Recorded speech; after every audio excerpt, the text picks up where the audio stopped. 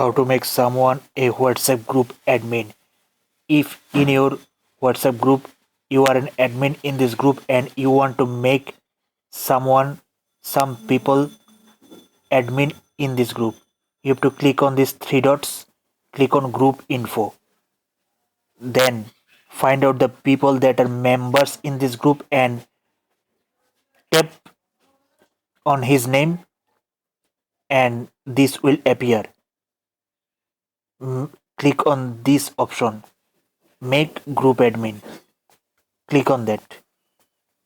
He is adding as group admin. Same.